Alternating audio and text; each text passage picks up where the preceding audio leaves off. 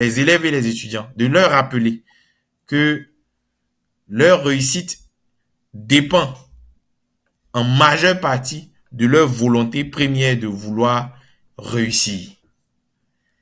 On pourra dire tout ce qu'on veut, parler aux parents, parler aux encadreurs, parler au gouvernement, et ainsi de suite. Mais si eux, qui sont le sujet principal de leur réussite, ne sont pas impliqués à 100% là-dedans, ça ne marchera pas. Tout ce qu'on a cité peut être mis en place, mais si eux-mêmes ne prennent pas conscience, ça ne marchera pas. Donc, c'est de rappeler à ces jeunes-là leur responsabilité première dans la formation de leur avenir, dans la formation de leur réussite. Aujourd'hui, l'avenir qui se dresse devant eux, il est radieux. C'est à eux d'arpenter le chemin de la réussite et d'atteindre le but final.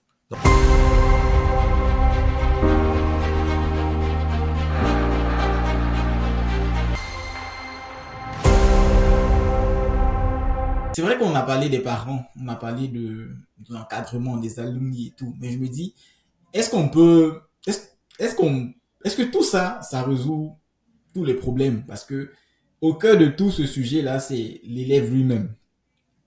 Et donc, est-ce qu'il n'y a pas quelque part aussi une nécessité d'une prise de conscience personnelle de l'élève? Est-ce qu'il n'y a pas des aspects à ce niveau-là, donc peut-être des conseils ou la question même d'autonomie, parce que parfois les parents, ils sont à la maison, l'élève, hein, donc il peut avoir ces alumni-là qui viennent, qui donnent les informations et tout, et puis l'élève, bah, il n'est pas intéressé, ou bien il profite de ce temps-là, parce qu'on a dit le mercredi soir, c'est journée carrière, il n'y a pas de cours, et puis lui, il va faire ses 400 coups et tout ça. Donc, euh, c'est quoi aujourd'hui le rôle de l'élève et quel conseil on peut aussi apporter à ce niveau? Très bien. Donc, le rôle de l'élève, là, il est fondamental. C'est comme à l'église hein, ou à la mosquée, tout ce qu'on peut imaginer. À l'église, euh, malgré, si je peux l'exprimer comme ça, malgré la puissance de Jésus-Christ, si toi, individu, tu désires ne pas être sauvé, il ne pourra rien faire pour te sauver. Voilà. Mhm. Donc, le gouvernement peut avoir mis en place tous les éléments. Les parents peuvent avoir mis en place tous les éléments. Mais si l'élève décide de ne pas réussir, il ne réussira pas, malgré tout l'encadrement, malgré toutes les orientations qui lui sont données. C'est pourquoi la responsabilité individuelle de l'élève, quel que soit son âge, est fondamentale pour sa réussite. Mhm.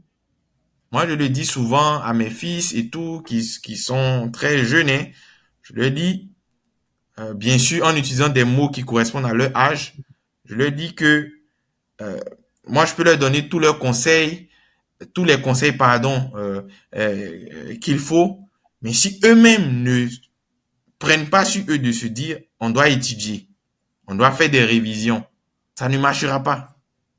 Ouais. Donc, quand j'ai l'opportunité de leur parler, c'est de leur dire, attention, de telle heure à telle heure, vous devez étudier ainsi de suite. Je vais me rendre à leur école pour voir est-ce que ils suivent bien en classe, sur quoi est-ce qu'ils ont des lacunes, ce genre de choses. J'ai pas forcément eu cette opportunité-là, mais c'est là aussi où la société avance. Voilà, c'est pas parce que j'ai pas eu cette opportunité que je vais les soumettre au même régime. Aujourd'hui, la vie m'a appris des choses et je me rends compte que ça peut être important. Mhm. Mais la responsabilité individuelle est fondamentale. Il faut que beaucoup de nos jeunes, quel que soit l'âge, comme j'ai dit, puissent prendre conscience qu'ils sont les principaux acteurs de leur réussite, les principaux acteurs de leur devenir. Et ça, c'est fondamental. Lorsque je reviens de l'école, on n'a même pas besoin de me dire que quand je finis de prendre ma douche, je finis de manger, il faut que je révise à minima pour les cours de demain. Normalement, on n'a pas besoin de me le dire. Et ça, quelqu'un disait, l'un des plus grands actifs à transmettre à un enfant, c'est ça, c'est le sentiment de la responsabilité, le sentiment de la confiance en soi, le fait de prendre sur lui, de dire, je vais tracer mon chemin. D'ailleurs, moi, j'ai un livre qui est en préparation. C'est vrai que j'ai mis ça en stand-by pour des activités personnelles et professionnelles que j'ai intitulé Un homme à 9 ans. Parce que comme j'ai dit, j'ai quitté le cocon familial à 9 ans. Mais j'étais très déterminé déjà à pouvoir réussir dans la vie et à réussir ma vie. Et c'est ça, ce sont ces méthodes-là, ces outils que je veux donner aux plus jeunes que moi, de sorte à ce que très tôt, ils puissent se dire où est-ce que je me vois dans 3 ans? Où est-ce que je me vois dans 5 ans? Comment est-ce que je définis mon parcours par rapport à cela? Et comme je le dis, on n'a pas besoin d'avoir 20 ans pour commencer à être responsable. Très jeune, on peut déjà être responsable. Ça commence par les études, prendre au sérieux ses études. Et sur la question des études, il y a cette rhétorique-là qui tend à faire croire aux gens, non, on n'a pas besoin d'aller à l'école pour réussir. On peut réussir en jouant au foot, ce genre de choses. Vous savez, malheureusement, parce qu'on n'a pas, on a des gens qui ne sont pas allés à l'école, ou du moins qui sont allés vers l'école, qui ont utilisé des moyens frauduleux pour avoir le droit de citer aujourd'hui, qui donne ce genre de conseils-là. Malheureusement, les tonneaux vides faisant beaucoup de bruit, on a tendance à penser que c'est la vérité. C'est pas la vérité. Dernièrement, je me suis intéressé au nombre de footballeurs qui sont rentrés dans un centre de formation professionnelle et qui ont réussi. Donc, qui ont réussi à avoir un contrat professionnel. Mhm. Quand on prend le nombre de personnes qui ont choisi le football, il y a moins d'1% dans le monde qui réussissent à avoir un contrat professionnel. Est-ce que vous vous rendez compte? C'est-à-dire que pour ceux qui ont décidé de faire du foot leur métier, il y a moins d'1% qui réussissent à avoir un contrat professionnel. On a tendance à penser que parce qu'on voit le contrat de Mbappé, Hendrick, Vinicius Junior, tout ce qu'on peut, que tous ceux qui décident d'embrasser ce chemin-là vont réussir. C'est pas vrai. Il y a moins d'1% qui réussissent à avoir un contrat professionnel. On ne parle même pas de réussir même dans le monde du foot encore. L'école, c'est pas la seule voie de réussite. Entièrement d'accord avec ça. Mais c'est le moyen le plus sûr de réussir. Et j'aimerais bien que ceux qui nous écoutent puissent bien percevoir cette nuance. Ce n'est certes pas la seule voie de réussite, mais c'est la façon la plus sûre de réussir sa vie. Et donc, à tous ces vauriens, à tous ces cancres qui tentent à nous faire croire que l'école, c'est pas bon d'aller à l'école, on peut réussir sans aller à l'école, ce qui peut être vrai dans une certaine mesure, mais j'estime que ce sont des vauriens, ce sont des cancres parce qu'ils donnent un mauvais message à la jeunesse. Ouais. Et ces jeunes-là, plutôt que d'écouter ces personnes qui le conduisent vers des chemins tortueux, il ferait mieux de regarder à ces modèles de réussite dans la société, à écouter ces conseils, à prendre leurs études au sérieux. Parce que même si demain vous n'avez pas un emploi salarié, grâce à l'école et à les outils, des compétences qui vous sont données, qui vous ont été appris, vous pouvez vous-même créer des opportunités, lancer vos entreprises en tant qu'entrepreneur ou tout ce qu'on peut imaginer et réussir votre vie et réussir dans la vie. Plein de gens conseillent le chemin de la facilité. Faut pas écouter ces personnes-là. C'est pourquoi la responsabilité de l'élève, la responsabilité du jeune, elle est fondamentale. Et on ne peut pas imaginer une réussite sans que l'individu qui est au centre lui-même soit responsable. Si l'école ou si le système éducatif qui est en place ne joue pas son rôle, toi, en tant que euh, élément central du dispositif, tu dois trouver des éléments pour pouvoir contrecarrer ça. Si tu n'as pas le parent qui te demande d'étudier, toi, parce que tu as pris conscience, tu dois toi-même te dire, même si papa et maman m'ont pas dit d'étudier, moi-même, il faut que j'étudie. Moi-même, il faut que j'aille à l'information. Voilà. Donc voilà aujourd'hui, à côté de ça, moi avec des amis actuellement, on travaille sur une solution en fait qui pourra permettre aux gens d'avoir des informations en temps réel sur les débouchés et tout. Je vais pas en dire plus ici aujourd'hui, mais dans quelques mois, on va présenter en fait cette solution là qui ne, je n'ai pas envie de dire révolutionnaire, mais qui vient répondre en fait à aussi ce Oui, genre il y de a un questionnement besoin. là sur sur l'orientation, sur les choix, ainsi de suite. C'est un outil collaboratif où il y aura des dévanciers qui vont venir donner voilà, des conseils, ce genre de choses, de sorte à ce que directement sur l'ordinateur ou sur le téléphone, je suis dans tel établissement au fin fond de la Côte d'Ivoire parce que j'ai accès à Internet, ainsi de suite. Je peux avoir des informations sur telle école, ainsi de suite. Ça va permettre de closer un peu ce gap-là et puis de contribuer à ce que les gens puissent avoir les informations, les bonnes informations surtout, mais aussi qui va permettre de renforcer la responsabilité de l'individu Oui, c'est ça. voilà, parce que c'est fondamental.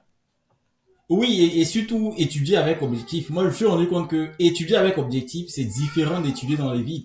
Parce que on a des étudiants qui sont excellents, mais qui étudient parce que papa va le frapper si t'as pas de bonnes notes, ou bien Mhm, à un moment il va la gronder si elle a une note inférieure à 14, mais c'est des gens qui étudient sous pression.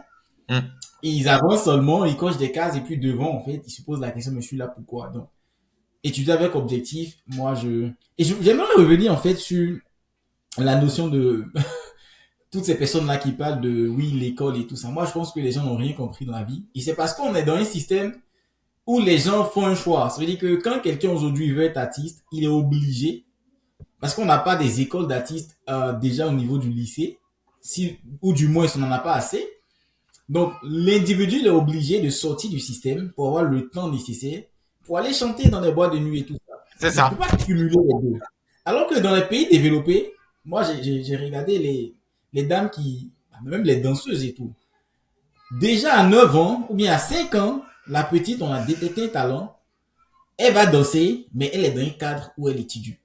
Ce qui fait que elle peut comprendre son premier contrat qu'elle va signer même pendant qu'elle est adolescente. Alors que chez nous, on voit sur les réseaux sociaux des artistes qui se font avoir, des gens qui sont vieux à 30 ans, 40 ans, qui ne comprennent pas un contrat, qui parfois rentrent dans des contrats, bah, je veux dire, rentrent en relation en fait avec un manager sans avoir signé le contrat et tout. Et c'est tous ces dégâts-là que les gens ne comprennent pas aujourd'hui, qu'on peut avoir le talent, mais quelque part, l'école en fait apporte un plus.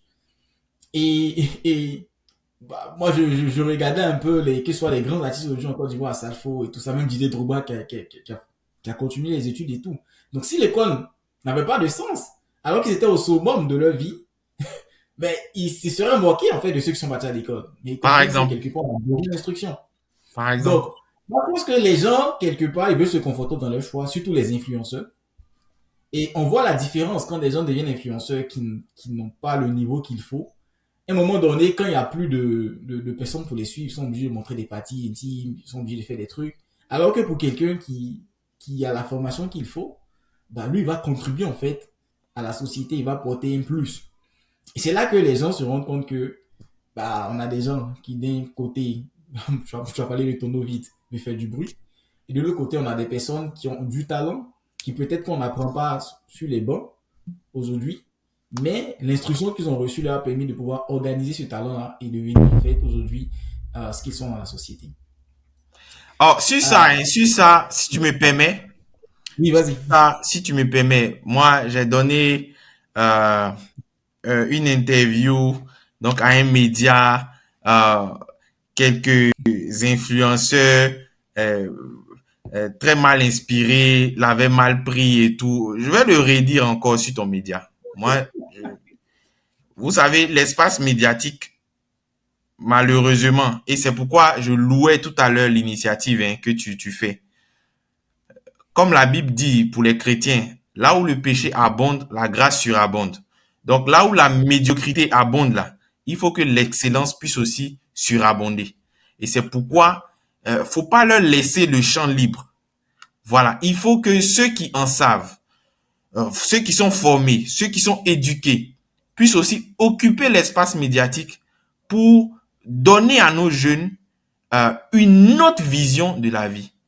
Parce que vous savez, tous ceux qu'on appelle influenceurs aujourd'hui, en tout cas dans le jargon ivoirien, quand vous prenez leur pédigré, pour la plupart, c'est des vauriens, c'est des cancres qui, parce qu'ils n'ont pas réussi là où ils devaient réussir, occupent l'espace médiatique pour pouvoir montrer de mauvaises choses donc aux gens et cela a tendance à s'imposer comme une norme. Mais qu'à cela ne tienne, c'est pourquoi moi, via ton média, c'est un appel que je veux lancer à tous ceux qui ont des compétences quelque part, à tous ceux qui ont une vision différente donc de la vie, de ce que ces gens-là tentent à promouvoir, que ces personnes puissent occuper l'espace médiatique, qui puissent partager leur expérience, partager un bout de leurs compétences pour que les jeunes se rendent compte que ce n'est pas la norme de montrer ses parties intimes sur les réseaux sociaux. Ce n'est pas la norme de pouvoir faire la promotion de comportements déviants sur les réseaux sociaux. Ce n'est pas la norme de pouvoir entraîner les jeunes, les moins avertis, les esprits faibles dans des comportements répréhensibles. Ce n'est pas la norme. Il faut qu'à un moment ou un autre, ça puisse changer. Mais qu'à cela ne tienne, eux, ils ne sont voués qu'à ça parce qu'ils n'ont pas d'autre bouée de sauvetage. Voilà. Donc, ils sont obligés de prospérer dans la bêtise. Mais comme on dit, la bêtise, elle insiste toujours. C'est ce que Albert Camus nous disait. Donc, on va les laisser continuer à insister dans la bêtise, mais en même temps, que ceux qui en savent, que ceux qui ont des expériences, de bonnes expériences à partager, n'hésitent pas à le faire. Il faut qu'on sorte un peu de cette logique de dire, bon, ceux qui connaissent, ils doivent se cacher parce que pour vivre longtemps, il faut vivre caché. Moi, je ne crois pas à toutes ces théories-là. Il y a des gens qui ont été cachés, qui sont morts très jeunes. Il y a des, voilà. Donc, faut pas qu'on se blague à des théories conspirationnistes qui n'ont aucun sens. Il faut que là où la médiocrité a suffisamment abondé, surtout chez nous en Côte d'Ivoire, il faut que l'excellence puisse surabonder. Donc c'est cette, je voulais renchérir quand même sur ce que tu disais tout à l'heure. D'accord. C'est parfait. Je pense que pour conclure avec cette partie-là, juste pour résumer peut-être en quelques mots, des soft skills, c'est vrai qu'on en parle beaucoup plus dans le monde professionnel, donc pour des étudiants et tout, mais pour des élèves, c'est quoi quelques soft skills qu'ils pourraient avoir? On a parlé tout de suite de responsabilité, mais en plus de ça, c'est quoi? Est-ce qu'on peut rajouter d'autres éléments rapidement euh, qu'ils devraient développer pendant qu'ils sont encore au lycée et tout ça? Oh, en termes de soft skills, hein, moi, déjà, euh, pour partager mon expérience professionnelle, moi, très tôt, hein, je me suis rendu compte que d'un point de vue technique, intellectuel, je pense que j'avais un certain niveau, voilà, sans faire la fine bouche. Donc, je m'étais rendu compte qu'également les personnes qui réussissaient ont plus des compétences techniques et intellectuelles essayaient voilà, d'avoir d'autres compétences. C'est ce que tu as appelé les soft skills, c'est-à-dire la curiosité, la capacité d'écoute, le fait de pouvoir collaborer, travailler avec d'autres personnes. Voilà. Et ça, vous pouvez l'obtenir dans les travaux de groupe, dans les exposés, le fait de pouvoir s'exprimer donc en public. Voilà. Moi, ce sont des choses que j'ai cherché à avoir. Donc, progressivement, moi, je le dis aux gens, moi, je suis de nature très timide. Paradoxalement, les gens pensent, les gens ne croient pas quand je le dis, mais je suis de nature très timide. J'aime rester dans mon coin. Je suis très observateur. Je sais prendre du recul, relativement froid sur les bords. Mais j'ai appris, voilà, à tenir la parole en public. J'ai appris à diriger des réunions. J'ai appris à diriger des groupes d'hommes, ainsi de suite. Et ça, ces soft skills, ça, vous pouvez les avoir dans les associations. Voilà, il faut avoir une vie associative bien remplie. Donc, au lycée, dans les lycées et collèges, il y a ce qu'on appelle le CS2. Je ne sais pas si ça existe dans tous les lycées de Côte d'Ivoire. Nous, au lycée, on avait ça dès la classe de première. Donc, le CS2, il y a tout ce qui est promotion, les associations de promotion depuis l'école et tout dans les écoles supérieures. Bon, moi, j'ai eu la chance, et toi aussi également, d'avoir fait l'INPHB. Donc, il y a des associations. Donc, tout de suite, déjà, à l'école, on nous apprend comment on fait des réunions, comment on fait des comptes rendus de réunions, comment on fait le budget d'une activité, comment mobiliser les fonds pour cette activité-là, comment maintenir le contact avec les devanciers, voilà, pour leur soutirer un peu d'argent pour réaliser les activités, voilà, tout ça. Et ça nous sert. Voilà, on pense que Ouais. c'est fortuit, mais c'est pas du tout fortuit. Ça nous sert. Voilà, quand moi je me souviens surtout mes amis de l'INP qui ont fait leur cycle supérieur à l'INP, c'est plus prononcé là-bas où l'aîné il t'appelle le vendredi pour te dire ah je viens à Yamsokro pour le week-end samedi et dimanche je suis à ta disposition. Bon, le jeune là-bas il va se décarcasser, voilà, disposer une chambre pour son aîné, ce genre de choses. Donc ça lui permet déjà de travailler sous pression. Ça lui permet de savoir quelque chose que tu n'avais pas prévu, comment tu peux le gérer. Et demain en entreprise, c'est un peu ce genre de cas-là qu'il rencontre. Et les gens pensent que les gens de l'INP, c'est pas qu'ils ont forcément une intelligence supérieure, mais c'est parce qu'ils ont appris ces choses-là à travers la vie associative.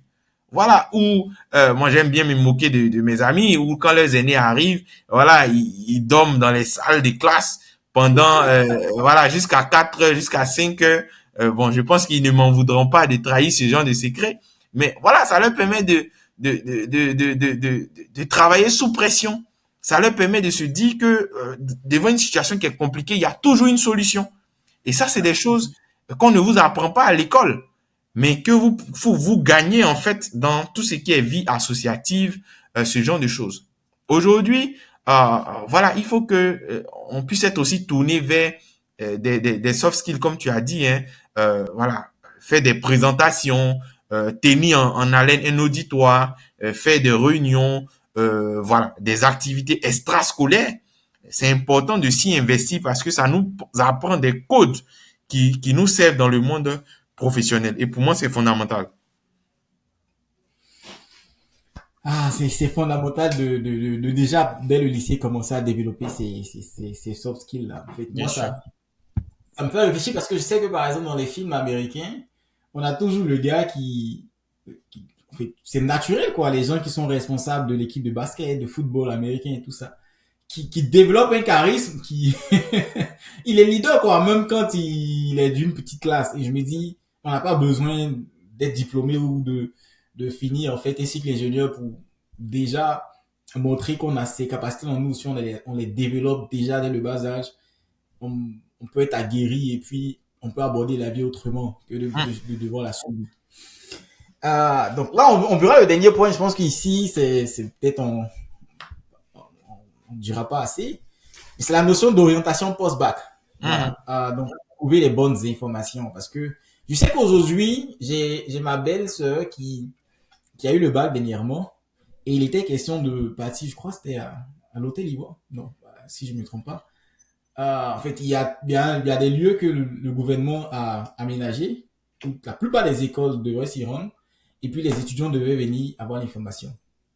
Encore un souci parce que c'est à Abidjan.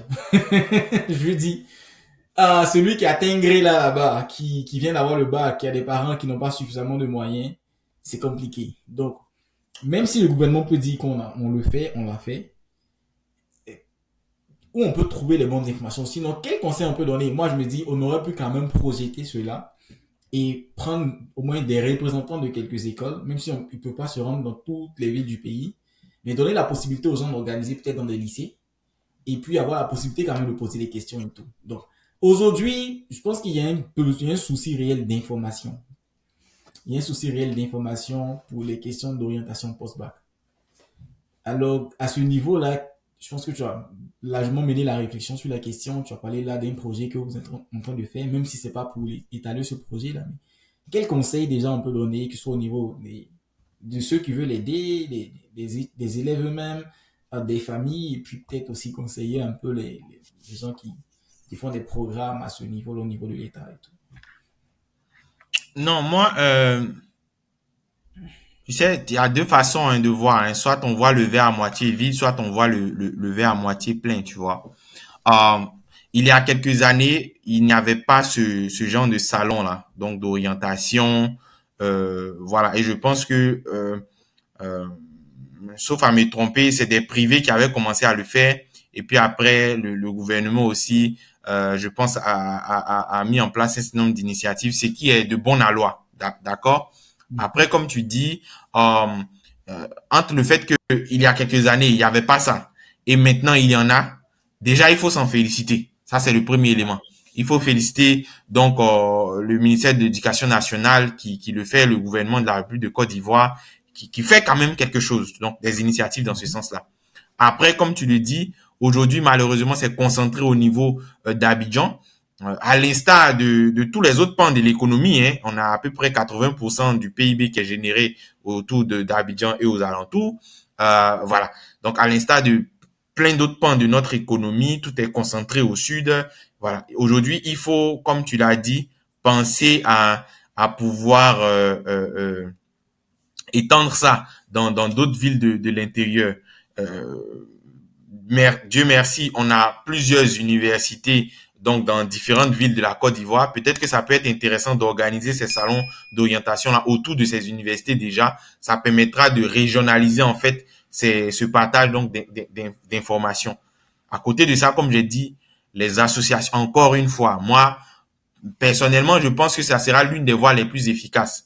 Que le gouvernement essaie de pouvoir formaliser sa collaboration avec les associations d'anciens de ces écoles-là. Parce que ce qui est intéressant encore, c'est que le gouvernement, normalement, ils ont la data, ils ont la donnée, les données sur le mapping des écoles sur le territoire national, ça c'est un. Là, ils ont la data sur ceux qui ont suivi, donc qui sont passés par ces écoles-là. Ils savent les retrouver, ils savent les aider à s'organiser, ce genre de choses, de sorte que le retour aux sources soit beaucoup plus facile, beaucoup plus direct. Moi, il y a des pays que j'ai visités où il y a des journées nationales de l'orientation. Ça peut se faire sur 2 ou 3 jours, où on encourage les anciens à aller dans les zones les plus reculées, discuter avec les jeunes frères par secteur d'activité, par catégorie socio-professionnelle. Ils vont pendant 2, 3 jours, ils informent, ainsi de suite. Il y a des plateformes gouvernementales aussi où l'information donc existe. Il y a également, comme je disais tout à l'heure, l'application que nous on est en train de créer parce qu'on s'est rendu compte que quoi, aujourd'hui, même dans les villages, les gens utilisent WhatsApp. Même dans les villages, les gens utilisent Internet. En tout cas, quand le réseau les pénètre. Les jeunes d'aujourd'hui, même quand ils ont des parents qui sont analphabètes, ils sont sensibles à l'outil informatique, sensibles à l'outil, à l'Internet ou au mobile même déjà. Donc, l'idée, ça serait une idée simple.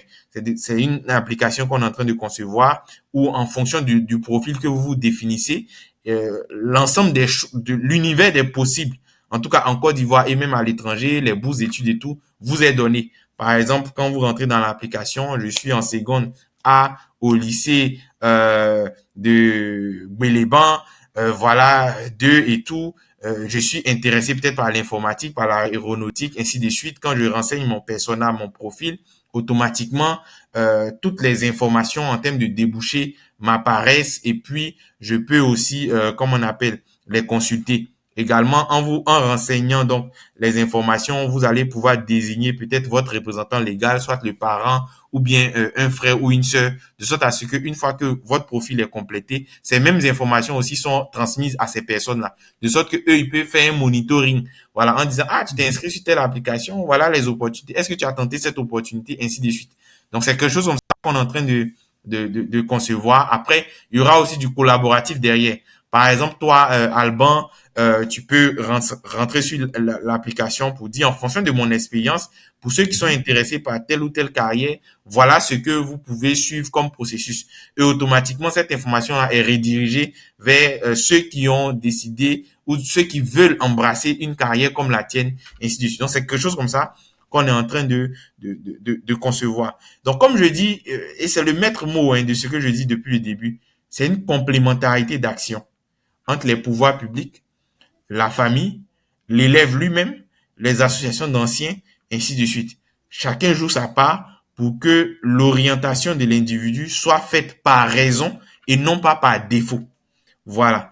Donc, à côté de ça, et ça s'est retranscrit dans les états généraux donc de l'éducation qu'on a fait, c'est de reformer en fait la fonction de conseiller d'orientation, de leur donner des moyens, parce qu'il y en a plein dedans qui sont volontaires.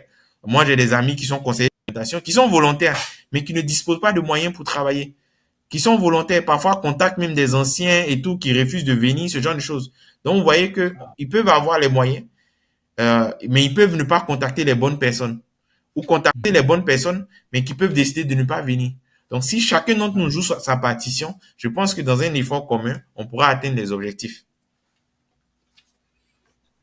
Ok. Donc là, je pense que nous sommes un peu à la fin de cet échange assez riche. Assez riche et assez vivant aussi, hein, si je peux le dire. Donc là, je pense qu'on est sur le mot de fin. Alors pour conclure cet échange, quel conseil, euh, de manière je dirais, synthétique, hein, pourrais-tu donner que ce soit aux élèves, aux parents et à toute la communauté éducative dans nos pays? C'est vrai que moi, on prend beaucoup d'exemples sur la Côte d'Ivoire, mais je me dis, sur tous les pays de l'Afrique subsaharienne, c'est les mêmes soucis qu'on a.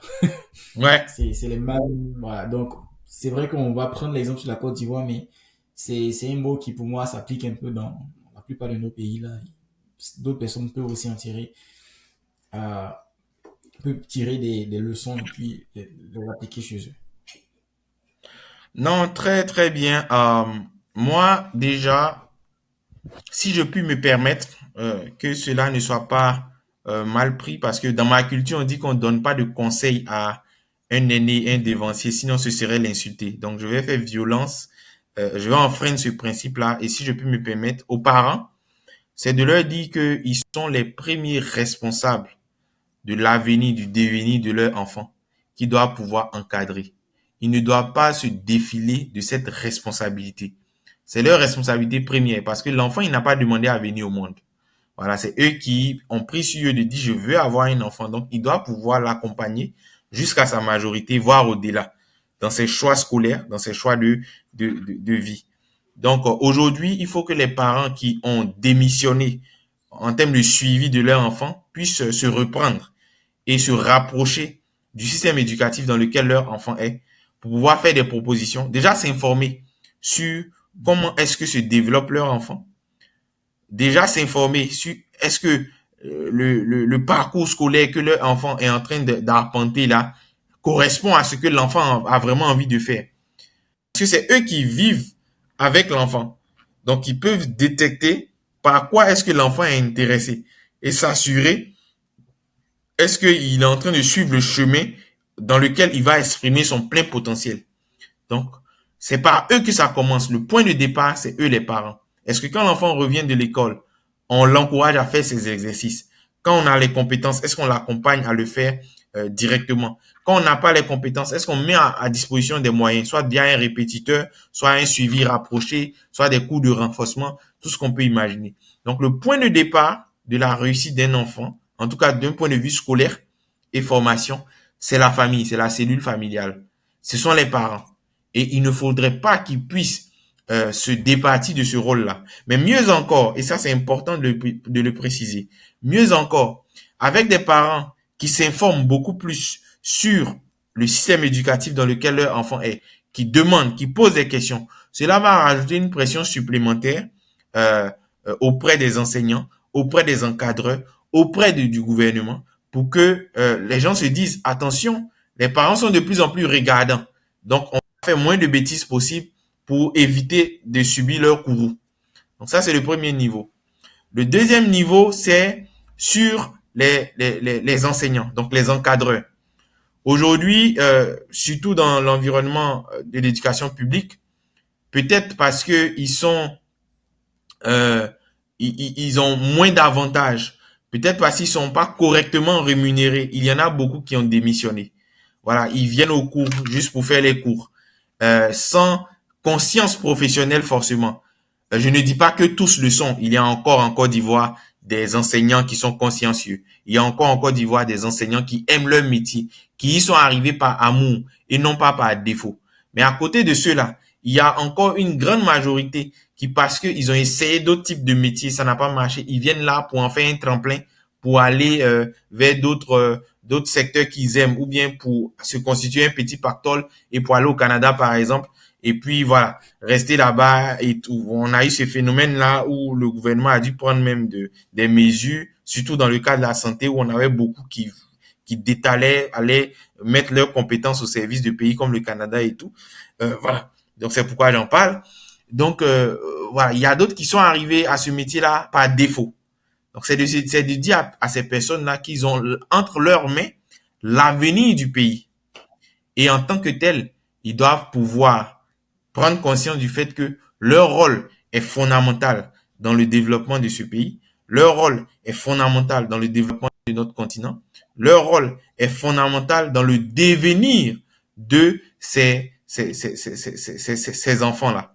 Et donc, aujourd'hui, ils doivent pouvoir aller au-delà de leurs ressentiments, aller au-delà de ce qui est prévu pour dire, nous avons une contribution majeure, substantielle dans le développement du pays, dans le développement de ses enfants, dans leur accompagnement à ce qu'ils puissent atteindre leurs rêves. Donc, point n'est besoin de frustration, mais nous devons les accompagner. Et leur rôle est central Et donc, pour cela, moi, c'est un appel que je lance, un appel à la conscience pour ceux qui ne l'ont pas, parce que je reste convaincu qu'il y en a beaucoup qui sont très conscients, très consciencieux, qui ont envie de faire bouger les choses, qui n'ont peut-être pas les moyens, pas le cadre nécessaire. À eux là, j'adresse tous mes sincères encouragements. J'adresse toutes mes sincères félicitations pour ceux d'entre eux qui, malgré le contexte compliqué, décident de s'y impliquer, de développer des champions de demain. Donc, pour les autres, c'est de les emmener à se reprendre et à se dire, attention, on a l'avenir des enfants entre nos mains, on doit leur donner les bonnes informations, la bonne formation pour leur permettre de se développer, atteindre leurs rêves, les réaliser et développer aussi le pays. Et puis le troisième point ou la troisième entité, c'est la puissance publique. Voilà, c'est le gouvernement, ce sont les ministères en charge de l'éducation dans nos pays. C'est de leur dire que l'éducation est un élément central dans le développement d'un pays. On ne peut pas aspirer à développer un pays sans replacer l'éducation au centre de toute chose. Donc, leur responsabilité, elle est grande. Leur responsabilité, elle est grande dans le sens où ils doivent pouvoir mettre en place les bases du système éducatif dans lequel les enseignants, les encadreurs vont s'épanouir, dans lequel les élèves et les étudiants également vont s'épanouir, où les informations doivent leur parvenir, où la facilitation en termes de débouchés doit leur être offerte. Donc, il y va aussi de leur responsabilité en tant que puissance publique. Parce que qu'on le veuille ou pas, c'est la puissance publique qui organise la vie en société. Et donc, leur responsabilité, elle est initiale, pardon, et elle est première. Donc, c'est à eux d'organiser, de porter sur les fonds baptismaux euh, un système éducatif solide, résilient et qui encourage au développement des compétences. Donc, c'est à eux de se remettre en cause sur ce qui a marché, de le développer, ce qui n'a pas marché, de le corriger et de permettre aux enfants, de permettre aux parents, de permettre aux enseignants, aux encadreurs d'évoluer dans un environnement donc harmonieux et qui permet aux uns aux autres d'être à leur plein potentiel. Donc, leur responsabilité en tant que d'encadrement de tout ça est avérée, est première.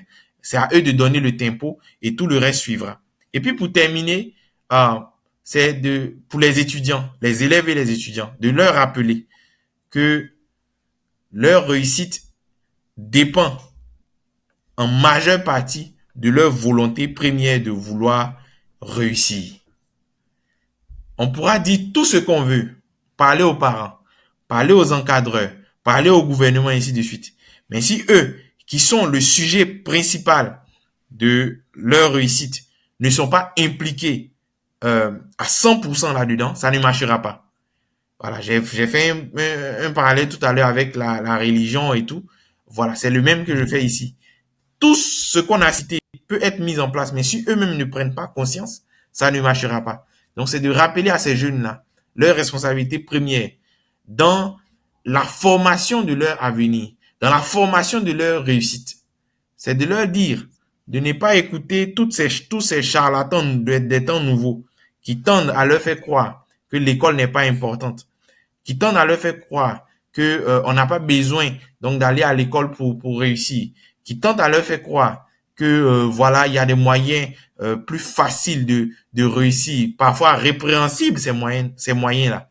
C'est de leur dire attention, euh, ces personnes là n'ont pas pu atteindre les rêves qu'elles auraient souhaité atteindre via l'école. C'est pourquoi ils veulent les distraire et les emmener sur des chemins tortueux. C'est de leur dire attention, euh, n'écoutez pas ces personnes-là.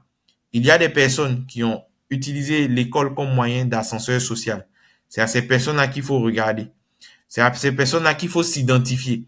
C'est auprès de ces personnes-là qu'il faut aller s'abreuver à la source de leur savoir et de leurs conseils. Aujourd'hui, l'avenir qui se dresse devant eux, il est radieux. C'est à eux d'arpenter le chemin de la réussite et d'atteindre le but final. Donc voilà un peu ce que je voulais dire à ces catégories de personnes-là, afin qu'ensemble on puisse prendre conscience de ce que l'éducation et la formation sont un élément fondamental dans la réussite d'un pays et que chacun d'entre nous doit pouvoir se donner à fond pour pouvoir réaliser ce rêve-là pour l'ensemble de nos populations. En tout cas, merci beaucoup. J'ai failli applaudir à la fin. Merci, c'est gentil. Non, Merci non, de à votre l'église, on opinion. aurait fait Amen. En tout cas, merci beaucoup et pour cet échange-là. Je tiens à rappeler, il est actuellement 1h35, 1h40 à Abidjan. Ça dénote un peu de l'amour donc que notre invité peut avoir pour l'éducation et surtout pour l'orientation des étudiants. Donc, malgré son emploi du temps chargé, il a fait violence sur lui-même. Donc là, on s'est remis un peu dans le bord des classes préparatoires à 2 heures C'est un peu ça, bouché. c'est ça. En tout cas, merci beaucoup pour la contribution et j'espère vraiment que ça aidera plus d'une personne et ça permettra aussi d'éveiller les consciences. Allez, merci beaucoup. N'hésite pas, je serai toujours disponible, en tout cas dans la mesure de mes possibilités. Bonne continuation à l'ensemble de tes followers. C'est de contribuer à ce genre d'initiative, leur demander de continuer à liker, à partager, à te suivre, à te suggérer aussi des thèmes, de sorte à ce que tous ensemble, nous puissions contribuer à l'édification d'une société modèle pour les générations actuelles et à venir. Merci beaucoup. Porte-toi bien et puis on est ensemble.